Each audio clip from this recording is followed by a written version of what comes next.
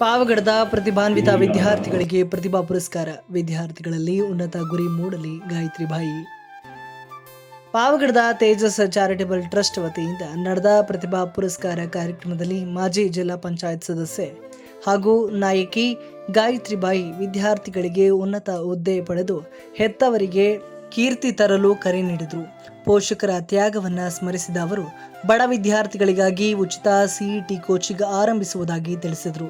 ಟ್ರಸ್ಟ್ನ ಮಾರ್ಗದರ್ಶಕರಾದ ಶಂಕರ್ ಮೂರ್ತಿ ಹಾಗೂ ಟ್ರಸ್ಟ್ನ ಅಧ್ಯಕ್ಷರಾದ ಮಾಜಿ ಶಾಸಕರಾದ ಸೋಮ್ಲಾ ನಾಯಕ್ ಅವರು ಸಮಾಜಮುಖಿ ಕಾರ್ಯಗಳು ಮತ್ತು ಶೈಕ್ಷಣಿಕ ಪ್ರೋತ್ಸಾಹದ ಮಹತ್ವವನ್ನು ತಿಳಿಸಿದರು.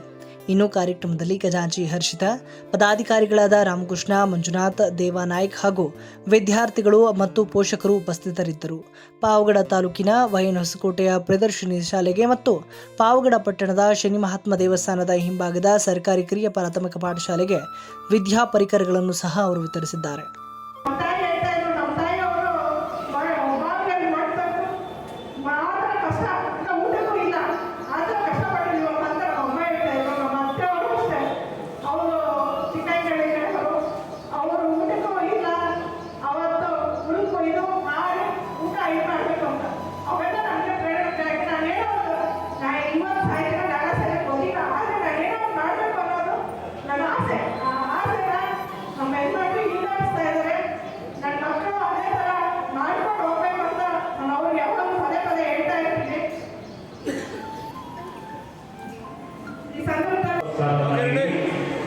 ಗೌರವಿಸಿದಂತಹ ಎಲ್ಲ ಪದಾಧಿಕಾರಿಗಳು ನನ್ನ ಶ್ರೀಮತಿ ಆಸೆ ಅದಕ್ಕೆ ಬೆನ್ನೆಲುಬಾಗಿ ನಿಂತು ಪ್ರತಿ ವರ್ಷ ವಿದ್ಯಾರ್ಥಿಗಳಿಗೆ ಪ್ರತಿಭಾ ಪುರಸ್ಕಾರ ಮತ್ತು ಕೇವಲ ಇದೊಂದು ಸಮಾಜಕ್ಕೆ ಮಾತ್ರ ಸೀಮಿತವಾಗಿತ್ತು.